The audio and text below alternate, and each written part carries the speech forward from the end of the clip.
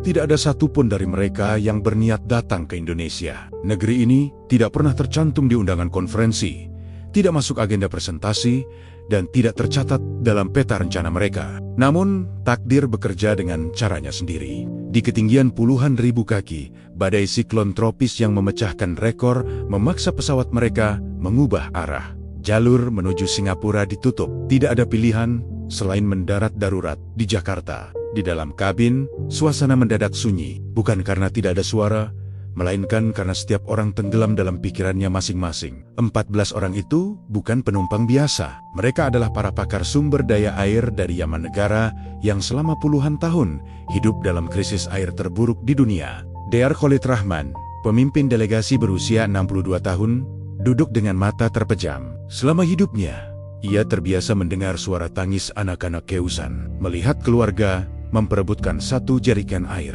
dan menyaksikan orang-orang meninggal bukan karena penyakit, melainkan karena tidak ada air bersih. Bagi mereka, air bukan fasilitas. Air adalah perjuangan. Ketika pengumuman pendaratan di Indonesia disampaikan, Hasan Al-Faruqi menoleh dengan ragu. Lelaki yang telah menggali sumur selama lebih dari 20 tahun itu berbisik lirih, hampir seperti bertanya pada dirinya sendiri, apakah air di sana juga langka seperti di tempat kami? Pertanyaan itu sederhana, namun syarat luka. Dr. Nabil Yusuf hanya diam. Sebagai dokter yang bertanggung jawab atas kualitas air medis, ia tahu betul satu tetes air kotor bisa berarti kematian. Ia tidak berharap banyak. Negara manapun di dunia, bagi mereka, selalu berarti keterbatasan. Di antara mereka ada Rizal Mahendra, penerjemah yang telah lama bekerja untuk lembaga internasional. Ia pernah tinggal di Yaman. Ia tahu, orang-orang di hadapannya ini adalah manusia-manusia yang hidupnya dibentuk oleh kekurangan. Pesawat akhirnya menembus hujan dan mendarat dengan selamat di Bandara Soekarno-Hatta. Dari balik jendela, kota Jakarta tampak terang, basah oleh hujan, dan hidup. Tak satu pun dari mereka menyadari bahwa pendaratan darurat ini bukan sekadar persinggahan. 3 hari ke depan akan menjadi pukulan batin yang tak pernah mereka alami sepanjang hidup. Di negeri yang airnya mengalir tanpa henti, mereka akan belajar satu hal pahit, bahwa apa yang selama ini mereka perjuangkan mati-matian, di tempat lain justru sering dianggap biasa. Langkah pertama mereka di Bandara Soekarno-Hatta terasa ganjil, bukan karena tempatnya asing, melainkan karena sensasi yang menyelimuti udara. Lembab, basah, seolah air hadir di mana-mana. Bahkan sebelum terlihat, hujan turun ringan di luar terminal. Bagi sebagian orang, hujan hanyalah gangguan. Bagi 14 orang ini, hujan adalah tanda kehidupan. Dr. Khalid Rahman berhenti sejenak di dekat pintu kedatangan, menatap genangan kecil di lantai luar bandara. Air itu tidak diperebutkan, tidak dijaga, tidak disimpan. Ia ada begitu saja. Selama puluhan tahun, Khalid hidup di negeri di mana setiap tetes air dihitung. Di sana, air keran hanya mengalir 2 jam sehari. Di banyak wilayah lain, bahkan keran hanyalah kenangan. Orang-orang berjalan berjam-jam membawa jerigen, bukan untuk kemewahan, melainkan untuk bertahan hidup. Di sampingnya, Hasan Al-Faruqi memperhatikan petugas kebersihan yang mengepel lantai dengan air bersih. Embernya penuh, kain pelnya basah kuyup. Tidak ada rasa ragu untuk memerasnya kembali ke lantai. Hasan menelan ludah. Dalam benaknya, 1 ember itu cukup untuk 1 keluarga selama sehari. Airnya banyak sekali. Gumamnya pelan. Tidak ada yang menjawab, karena semua merasakan hal yang sama. Dr. Nabil Yusuf memperhatikan wastafel-wastafel di sepanjang lorong. Bandara bersih, mengilap, siap digunakan siapa saja. Sebagai dokter, ia terbiasa memperingatkan orang tentang bahaya air yang terkontaminasi. Namun di tempat ini, air seolah dipercayakan pada setiap tangan yang datang. Rizal Mahendra berjalan sedikit di belakang mereka. Ia tahu, ini baru permulaan. Ia mengenali tatapan kosong itu, tatapan orang-orang yang sedang mencoba memahami kenyataan yang tidak masuk akal menurut pengalaman hidup mereka. Indonesia selama ini hanya mereka kenal sebagai negara tropis. Di peta banyak sungai, banyak hujan. Tapi, melihatnya secara langsung adalah hal yang berbeda. Negeri ini tidak sekadar memiliki air. Negeri ini hidup bersama air. Mereka belum melihat toilet, belum menyentuh keran, belum mendengar suara aliran air yang sebenarnya. Namun bahkan dari langkah-langkah awal ini, Sesuatu sudah mulai retak di dalam diri mereka. Di Yaman, air adalah sumber konflik. Di sini, air tampak seperti bagian dari keseharian. Tak ada yang tahu bagaimana harus bereaksi. Terlalu dini untuk kagum. Terlalu cepat untuk menangis. Namun satu perasaan mulai tumbuh pelan-pelan, perasaan bahwa perjalanan singkat ini tidak akan berlalu begitu saja. Dan mereka belum tahu, pukulan batin sesungguhnya menanti hanya beberapa langkah ke depan. Tidak ada yang langsung menangis. Semua terjadi terlalu cepat untuk dipahami. Langkah mereka membawa ke sebuah lorong yang mengarah ke toilet bandara. Tempat yang bagi siapapun hanyalah fasilitas biasa. Namun bagi mereka, lorong itu seperti pintu menuju sesuatu yang sama sekali tidak pernah mereka bayangkan sepanjang hidup. Khalid masuk paling depan. Ia hanya berniat mencuci tangan. Kebiasaan lama sebelum berdoa atau makan. Tidak ada ekspektasi apapun. Ia mendekat ke wastafel, menundukkan badan, lalu mengulurkan tangan ke bawah keran. Sensor otomatis menangkap gerakan itu. Air mengalir, bukan menetes, bukan merembes, mengalir deras, jernih, dan tanpa suara ragu. Dalam 1 detik, tubuh Khalid membeku. Tangannya tetap di bawah keran, tapi pikirannya tertinggal jauh di tempat lain. Di rumah-rumah rayot yang hanya mengenal air 2 jam sehari. Di anak-anak yang menunggu ember terisi setengah. Di doa-doa panjang agar sumur tidak kering. Air itu terus mengalir. Khalid mulai gemetar, nafasnya pendek, matanya memerah. Apakah ini benar-benar air keran? Suaranya bergetar, nyaris tidak terdengar. Tidak ada yang sempat menjawab, karena air mata sudah lebih dulu jatuh. Hasan berdiri di sampingnya. Ia menatap aliran air itu, seperti menatap sesuatu yang hidup. Tangan kasarnya perlahan ikut masuk ke bawah keran. Ia menampung air itu dengan kedua telapak tangan, seolah takut airnya akan tiba-tiba menghilang. Ini tidak masuk akal. Gumamnya pelan. Air seperti ini keluar begitu saja. Nabil mendekat. Naluri medisnya bekerja. Ia memperhatikan warna air, kejernihannya, baunya. Ia mengambil sedikit, menyentuhkannya ke bibir. Sangat hati-hati. Matanya membelalak. Ini air bersih, katanya lirih. Air yang layak untuk tubuh manusia. Kalimat itu sederhana, namun bagi mereka, maknanya sangat berat. Air yang mereka perjuangkan dengan laporan, proposal, dan taruhan nyawa. Di sini, mengalir tanpa pertanyaan. Khalid akhirnya menarik tangannya dari bawah keran.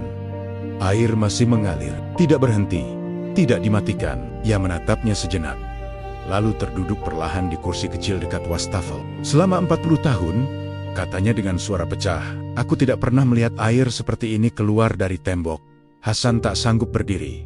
Ia berlutut, bukan karena lelah, tapi karena dadanya terlalu penuh. Tangannya terangkat, bibirnya bergetar dalam doa yang tak disuarakan keras-keras. Rizal berdiri terpaku di pintu toilet. Ia tahu, sejak detik ini, perjalanan mereka tidak lagi sama. Karena di hadapan air yang mengalir tanpa henti itu, waktu seolah berhenti dan luka lama mulai terbuka satu persatu. Mereka masuk ke bilik toilet satu persatu. Gerakannya pelan, hampir hati-hati, seolah takut merusak sesuatu yang sakral. Ruang itu bersih, terang, dan hening. Tidak ada kesan darurat, tidak ada bau menyengat, tidak ada rasa cemas seperti yang biasa mereka temui di fasilitas umum di tempat asal mereka. Khalid berdiri lama di dalam bilik. Ia menatap dinding, lantai, dan kloset yang mengilap. Semua tampak biasa bagi siapapun yang lahir di negeri dengan air berlimpah. Namun baginya, ruangan sekecil ini adalah kemewahan yang tak terbayangkan. Ia memutar badan perlahan, seolah memastikan ini bukan ilusi akibat kelelahan perjalanan. Di sudut bilik, ia menemukan semprotan air, sebuah jet kecil dengan tuas sederhana. Khalid menyentuhnya ragu. Air keluar dengan tekanan stabil, jernih, dan hangat. Ia terdiam. Tangannya tidak bergerak. Air itu mengalir ke lantai, membasahi keramik putih tanpa rasa bersalah. Hasan di bilik sebelah melakukan hal yang sama. Ia berdiri terpaku, matanya memerah, tubuhnya kaku. Air di tangannya bukan sekadar alat membersihkan diri, melainkan sesuatu yang selama ini hanya ia ukur, hemat, dan hitung dengan cermat. Di tempat ini air hadir tanpa syarat. Nabil memperhatikan dengan mata profesional. Sistem sanitasi, tekanan air, suhu yang stabil, tidak ada rasa khawatir akan kontaminasi. Tidak ada ketakutan akan penyakit. Semua dirancang untuk kenyamanan manusia. bukan sekadar bertahan hidup. Air mengalir tanpa henti. Di kepala mereka, perbandingan tak terhindarkan muncul. Di kampung halaman, satu gelas air digunakan bergantian. Di rumah sakit, peralatan dicuci dengan cemas. Di sekolah, toilet seringkali menjadi sumber penyakit, bukan kebersihan. Namun, di ruang kecil ini, air justru menjadi simbol martabat manusia. Khalid akhirnya duduk di lantai bilik. Air mengalir ke kakinya. Ia tidak segera bangkit. Ia membiarkan dirinya basah, bukan karena lelah, melainkan karena dadanya terlalu penuh oleh kesadaran yang datang bersamaan bahwa selama ini perjuangan mereka bukan hanya tentang mendapatkan air, tetapi tentang mendapatkan kehidupan yang layak. Di luar bilik, Rizal menunggu dalam diam. Ia mendengar suara air yang terus mengalir, stabil dan tenang. Ia tahu suara itu sedang mengukir sesuatu yang dalam di hati mereka, sesuatu yang tidak bisa dijelaskan dengan data atau grafik. Ketika mereka keluar satu persatu, wajah itu berubah. Tidak ada kegembiraan, tidak ada senyum. Yang ada hanyalah keheningan berat. Sejenis keheningan yang muncul setelah seseorang menyadari betapa jauhnya ketimpangan dunia. Tidak ada kesepakatan, tidak ada isyarat. Namun tanpa dikomando, tubuh-tubuh itu bergerak dengan cara yang sama. Perlahan, seperti orang-orang yang kehilangan pegangan. Lalu menemukan satu-satunya tempat untuk bersandar. Hasan berhenti di depan wastafel. Air masih mengalir dari keran yang tidak ia sentuh. Ia menatapnya lama, terlalu lama untuk sekadar kagum. Lalu lututnya menyentuh lantai dingin bandara. Tidak keras, tidak dramatis, hanya jatuh begitu saja. Khalid berdiri beberapa langkah di belakangnya. Ia tidak terkejut. Ia justru merasa wajar, seperti ada bagian dalam dirinya yang akhirnya menyerah pada kenyataan. Tangannya terangkat, bukan sebagai pertunjukan, melainkan refleks yang lahir dari puluhan tahun doa dalam kekurangan. Nabil menunduk. Matanya terpejam. Ia tidak lagi memeriksa kualitas air, suhu, atau tekanan. Untuk pertama kalinya, ia tidak mencoba memahami dengan ilmu. Ia membiarkan dirinya memahami dengan hati. Air terus mengalir. Di tempat asal mereka, doa biasanya lahir dari keputusasaan. Dari sumur yang kering, dari ember yang kosong, dari anak-anak yang sakit karena air kotor. Namun di tempat ini, doa justru muncul di tengah kelimpahan. Bukan karena tidak punya, melainkan karena terlalu banyak. Khalid merasakan dadanya sesak. Selama hidupnya, ia berjuang agar air bisa mengalir 1 jam lebih lama. Ia memohon kepada lembaga internasional, mengetuk pintu pemerintah, dan menulis laporan panjang tentang penderitaan rakyatnya. Namun, di hadapan air yang mengalir tanpa henti ini, semua upaya itu terasa kecil. Bukan karena tidak penting, tetapi karena dunia ternyata bisa sangat tidak adil.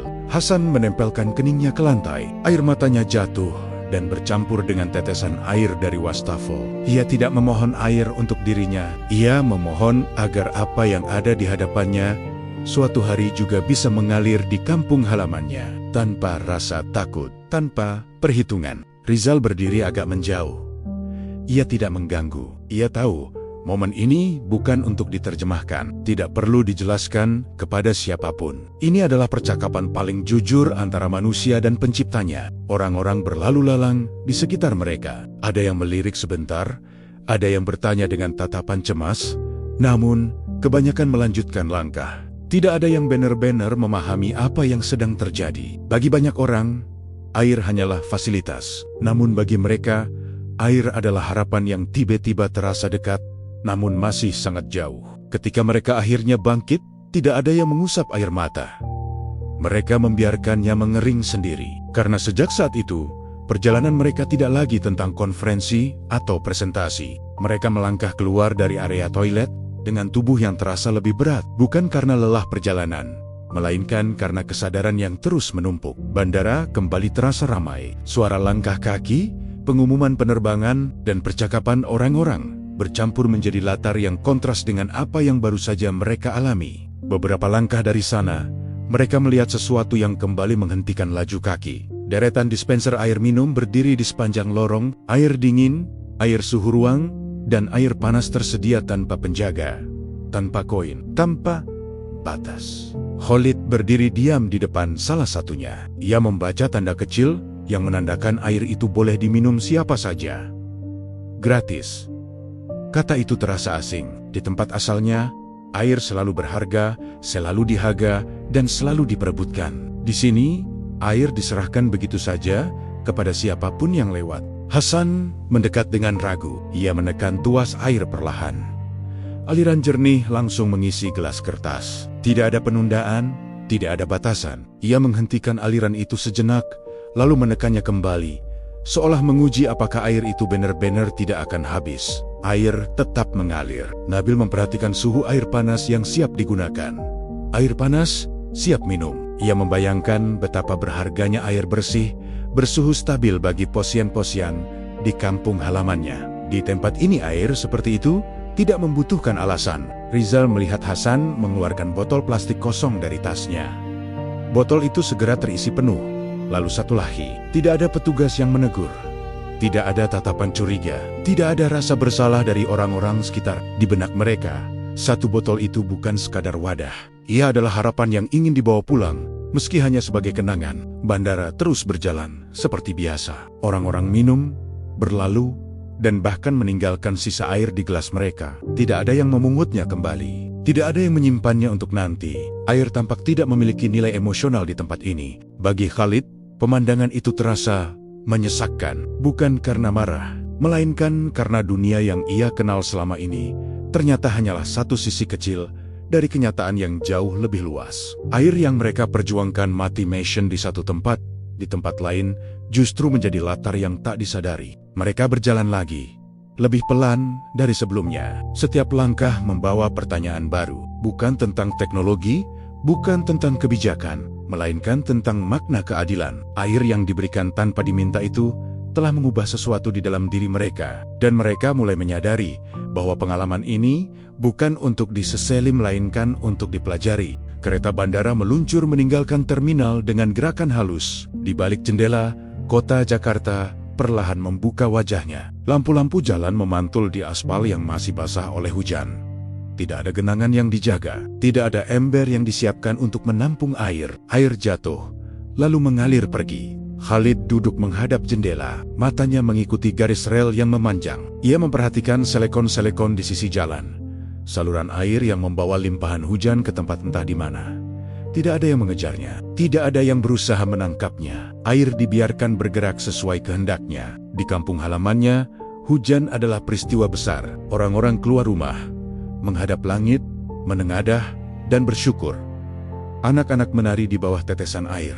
Di sini, hujan tampak seperti rutinitas yang harus dilewati. Hasan memperhatikan stasiun-stasiun yang mereka lewati. Setiap peron tampak bersih. Toilet tersedia di setiap sudut. Tidak ada bau menyengat, tidak ada kekhawatiran akan sanitasi. Semua tampak dirancang dengan asumsi bahwa air akan selalu ada. Nabil melihat lantai yang baru saja dipel, masih basah. Tidak ada yang memprotes. Tidak ada yang takut air itu akan terbuang percuma. Bagi masyarakat di kota ini, kebersihan tampaknya lebih penting daripada penghematan air.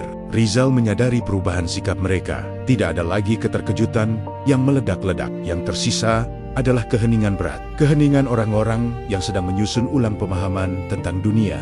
Kota ini tidak menimbun air, tidak menyimpannya dengan cemas, tidak menjaganya dengan rasa takut. Air digunakan, dialirkan, dan dilepas kembali. Seolah ada keyakinan bahwa esok hari air akan datang lagi. Di luar, gedung-gedung tinggi berdiri di antara pepohonan yang rimbun. Daun-daun tampak segar, basah, dan hidup. Semua itu menjadi saksi bahwa air bukan sekadar kebutuhan, melainkan bagian dari ekosistem yang dijaga. Khalid menundukkan kepala. Ia menyadari sesuatu yang menyakitkan sekaligus membuka mata. Negeri ini bukan hanya kaya air. Negeri ini dibangun dengan keyakinan bahwa air adalah hak, bukan keberuntungan.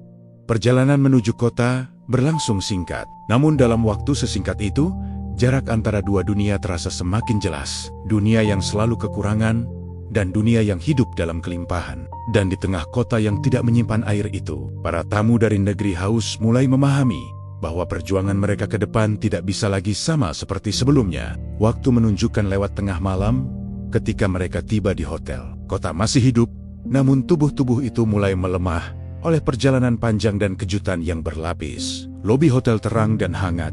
Tidak ada kesan darurat, tidak ada kegelisahan. Semuanya berjalan seperti malam biasa. Di sudut lobi meja kecil, dengan minuman selamat datang diletakkan tanpa penjagaan.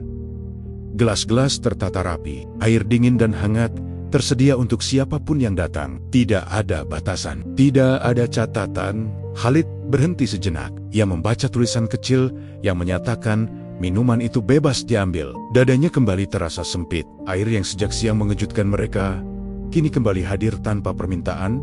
Bahkan di tengah malam, Hasan mengambil satu gelas. Tangannya gemetar. Ia menyesap perlahan, seolah takut rasa air itu akan berubah jika diminum terlalu cepat. Air itu terasa ringan, bersih, dan tenang. Menunduk, air mata jatuh tanpa suara. Di dalam kamar, kejutan berikutnya menanti. Lampu kamar mandi menyala terang.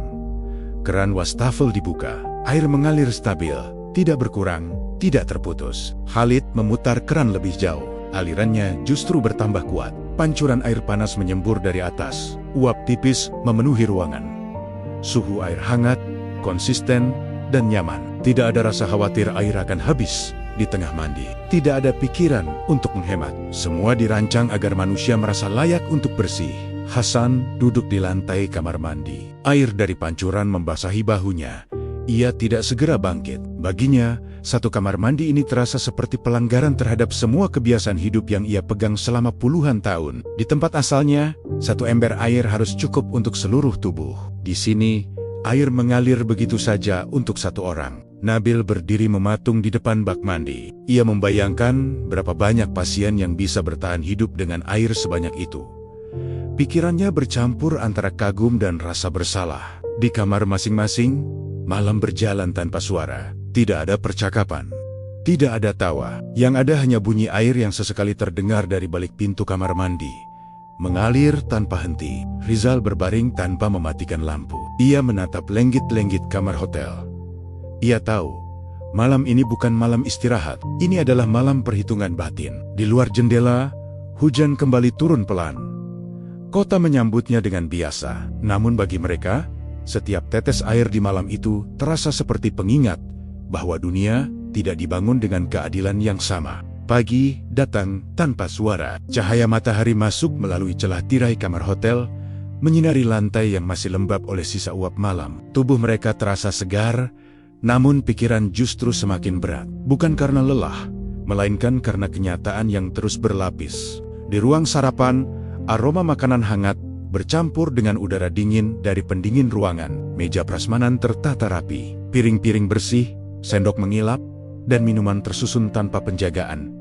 Semuanya tersedia, tidak ada yang dibatasi. Khalid berdiri di depan meja minuman. Ia melihat gelas-gelas tinggi, berisi cairan bening yang dingin. Di sampingnya, sebuah wadah besar, penuh dengan es batu. Bukan sedikit, bertumpuk, padat, beku. Ia memandangi es itu lama. Air yang dibekukan, disimpan, lalu dicairkan kembali untuk diminum. Bagi Khalid, gagasan itu terasa terlalu mewah untuk dipahami. Di tempat asalnya, air tidak pernah mencapai tahap dibekukan. Air habis sebelum sempat mendingin. Hasan mengambil satu es batu dengan penjepit logam. Ia merasakannya dingin di ujung jarinya. Benda kecil itu bening, keras, dan hening. Ia meletakkannya kembali, lalu mengambil yang lain, seolah ingin memastikan bahwa es ini nyata, bukan properti sementara. Nabil memperhatikan wadah minuman dingin. Ia menyadari bahwa es itu bukan hanya untuk minum. Ada es untuk menjaga makanan tetap segar. Ada es untuk keperluan yang bagi mereka terasa sekunder. Air tidak hanya diminum, air digunakan untuk kenyamanan. Rizal menyadari bahwa tidak ada yang berbicara. Suara di ruangan hanya berasal dari sendok yang menyentuh piring dan mesin kopi yang bekerja tanpa henti. Namun keheningan mereka jauh lebih keras daripada suara apapun. Di benak mereka, perbandingan kembali muncul. Di kampung halaman, satu gelas air adalah hasil antre panjang. Di sini, air tidak hanya tersedia, tapi juga diolah menjadi berbagai bentuk. Didinginkan, dipanaskan, disaring, dihidangkan dengan rapi. Khalid akhirnya mengambil segelas air dingin. Ia meneguknya perlahan. Rasa segar itu menyentuh tenggorokan dan dadanya. Air matanya jatuh tepat di bibir gelas. Ia tidak menunduk. Ia tidak menyeka wajahnya. Ia membiarkan pagi itu mencatat semuanya. Sarapan berakhir tanpa banyak yang berubah. Namun di dalam diri mereka, satu pemahaman semakin menguat. Air bukan sekadar sumber kehidupan. Air adalah cerminan bagaimana sebuah masyarakat memandang warganya, dan mereka mulai menyadari bahwa apa yang mereka saksikan di negeri ini bukan keajaiban semata, melainkan hasil dari pilihan panjang yang dilakukan manusia. Mereka meninggalkan hotel saat langit mulai menggelap kembali. Awan bergerak cepat, menutup cahaya pagi yang belum lama hadir. Tidak lama kemudian, hujan turun. Awalnya pelan, lalu semakin rapat. Tetesannya jatuh tanpa ragu, membasahi trotoar, atap kendaraan, dan dedaunan kota. Langkah mereka melambat. Khalid berhenti tepat di tepi jalan. Ia mendongak, wajahnya terbuka menerima tetesan hujan pertama. Tidak ada upaya untuk menghindar, tidak ada gerakan untuk mencari perlindungan. Ia hanya berdiri, membiarkan air jatuh ke wajah dan janggutnya. Air hujan itu hangat, nyata, melimpah. Hasan mengikuti. Ia melangkah keluar dari atap pelindung, membiarkan bajunya basah. Setiap tetes hujan seperti memanggil ingatan lama tentang desa yang akan bersorak jika langit seperti ini akhirnya terbuka, tentang anak-anak yang berlari sambil tertawa, tentang orang-orang yang mengangkat tangan dan bersujud di tanah. Namun di kota ini, hujan tidak disambut seperti itu. Orang-orang berjalan lebih cepat, payung dibuka, langkah dipercepat. Beberapa terlihat kesal. Ada yang menatap ponsel sambil menghindari genangan. Hujan adalah gangguan, bukan kabar gembira. Nabil memperhatikan sekeliling dengan mata yang semakin berat. Air jatuh begitu banyak, namun tidak ada yang mencoba menampungnya. Tidak ada ember di luar rumah, tidak ada jeriken di sudut jalan. Air jatuh, lalu menghilang ke saluran pembuangan. Rizal berdiri agak jauh. Ia melihat Khalid berlutut perlahan di tepi jalan. Tidak di tengah keramaian, tidak pula untuk menarik perhatian. Hanya menunduk, membiarkan hujan membasahi punggung dan kepalanya. Tangannya terangkat sebentar, lalu jatuh kembali ke sisi tubuh. Tidak ada kata-kata yang keluar. Doa itu terjadi dalam diam. Di sekeliling mereka, lalu lintas tetap berjalan. Klakson berbunyi. Orang-orang berlalu tanpa benar-benar memahami apa yang sedang terjadi. Bagi kota ini, hujan adalah rutinitas. Bagi mereka, hujan adalah anugerah yang jarang datang. Hasan berdiri menatap langit dengan mata terpejam. Wajahnya basah, entah oleh hujan atau air mata. Bagi pertama kalinya sejak mendarat, ia tidak merasa kecil. Ia merasa dekat-dekat dengan sesuatu yang selama ini hanya ia doakan dari jauh. Ketika hujan mulai reda, mereka melanjutkan langkah tanpa banyak ekspresi. Namun sejak saat itu, sesuatu telah berubah. Hujan yang tidak dirayakan di kota ini telah menjadi pengingat paling kuat bagi mereka. Langkah mereka membawa ke ruang terbuka kota. Hujan telah reda, meninggalkan udara yang sejuk dan tanah yang masih basah. Di hadapan mereka, air tidak lagi hadir sebagai kebutuhan, melainkan sebagai pemandangan. Kolam-kolam terbentang rapi, permukaannya tenang, memantulkan langit yang perlahan cerah. Air jernih itu tidak ditutup, tidak dijaga, tidak dipagari sebagai sesuatu yang berharga. Ia ada untuk dilihat, untuk dinikmati, dan untuk dilewati begitu saja oleh mata yang terbiasa. Khalid berdiri lama di tepi kolam. Ia tidak mendekatkan tangan. Ia hanya menatap air di depannya, tenang dan cukup. Tidak mengalir ke ember, tidak dipindahkan ke wadah, tidak diperebutkan. Hanya ada di kampung halamannya. Air jarang dibiarkan diam. Air selalu dicari, ditarik dan disimpan. Tidak ada ruang untuk keindahan. Setiap tetes memiliki tujuan praktis. Bertahan hidup. Bertahan hidup. Hasan berjalan mengitari kolam. Ia memperhatikan pancuran kecil yang menyembur ke atas, lalu jatuh kembali. Air naik, lalu turun, berulang-ulang. Tanpa makna fungsional, tanpa kebutuhan mendesak. Hanya untuk kesenangan mata. Pancuran itu terasa seperti pukulan pelan. Bukan karena salah, melainkan karena dunia ternyata memiliki ruang untuk keindahan yang tidak semua orang bisa nikmati. Nabil menunduk, menatap pantulan wajahnya di permukaan air.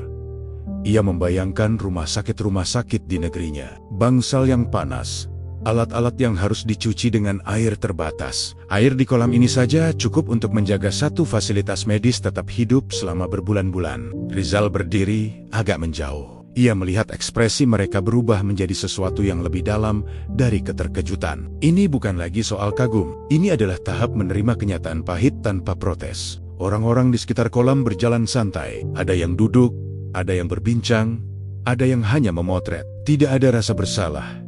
Tidak ada rasa takut air itu akan habis. Air adalah bagian dari lanskap, bukan ancaman. Khalid menarik napas panjang. Di kepalanya, satu kalimat muncul dengan berat, bahwa dunia tidak kekurangan air, dunia hanya membaginya dengan cara yang berbeda. Mereka meninggalkan ruang itu dalam diam. Air tetap di sana, memantulkan langit, tidak terganggu oleh beban makna yang mereka rasakan. Dan di balik keheningan itu, tekad perlahan mulai tumbuh bahwa apa yang mereka lihat bukan untuk disesali, melainkan untuk suatu hari diwujudkan kembali di tanah yang telah lama kering. Aroma laut menyambut mereka, bahkan sebelum pasar ikan terlihat sepenuhnya. Udara lembab bercampur dengan bau segar hasil tangkapan. Suasana ramai, namun teratur. Suara pedagang dan pembeli berbaur dengan deru mesin pendingin yang bekerja tanpa henti. Di hadapan mereka, peti-peti ikan tersusun rapi. Tubuh-tubuh ikan terbaring di atas lapisan es yang tebal. Es serut, es bongkah, dan es pecah menyelimuti setiap sudut. Air dibekukan dalam jumlah besar, hanya untuk menjaga kesegaran makanan. Khalid berhenti di depan satu peti. Ia menatap gunungan es yang hampir menutupi ikan sepenuhnya. Air tidak dihemat, air digunakan dengan percaya diri. Air diberi peran penting agar makanan tetap layak dikonsumsi. Hasan memperhatikan tangan-tangan pedagang yang dengan cekatan menambah es setiap kali mulai mencair. Tidak ada rasa khawatir akan kekurangan. Es ditambahkan seolah selalu tersedia. Air bukan barang langka. Air adalah alat kerja.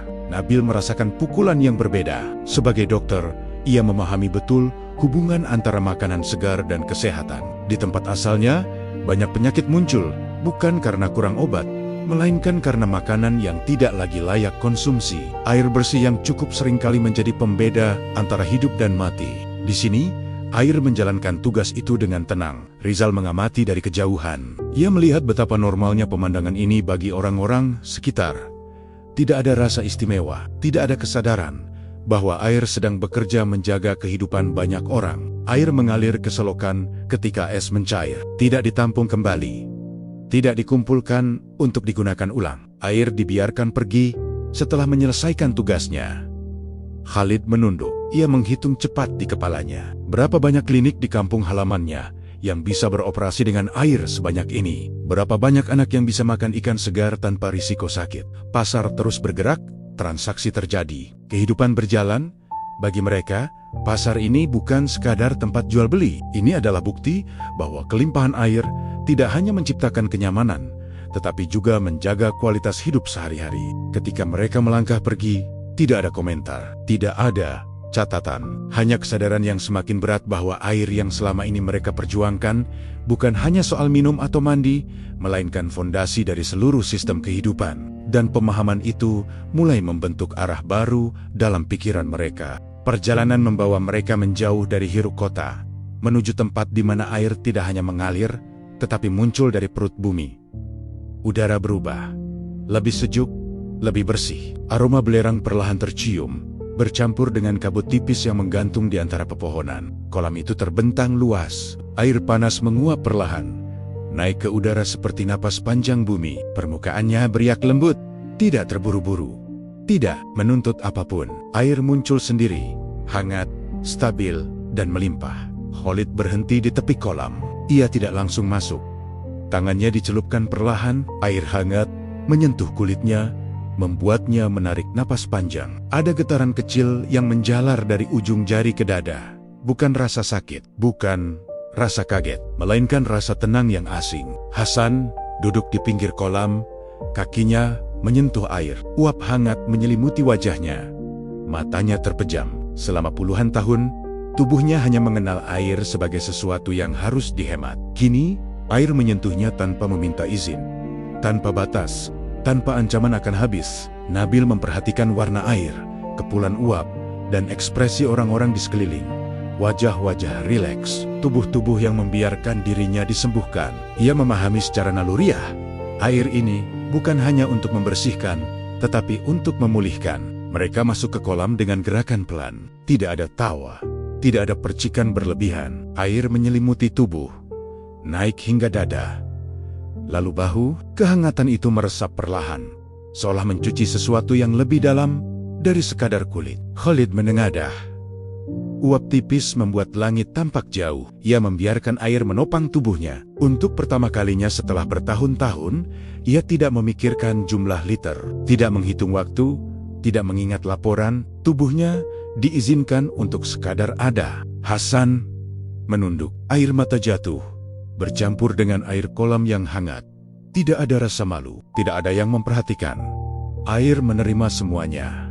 Rizal berdiri di pinggir kolam. Ia tidak masuk. Ia melihat dari kejauhan, memahami bahwa momen ini tidak membutuhkan penerjemahan. Ini adalah bahasa yang tidak mengenal kata. Di tempat ini air tidak diperebutkan, tidak diukur, tidak diperdebatkan. Air hadir sebagai anugerah yang menyentuh tubuh dan jiwa sekaligus. Dan di sanalah, di tengah uap dan keheningan, mereka menyadari bahwa air tidak hanya menjaga kehidupan air, juga mampu menyembuhkan luka yang selama ini tak terlihat. Bangunan rumah sakit berdiri tenang di tengah hiruk kota.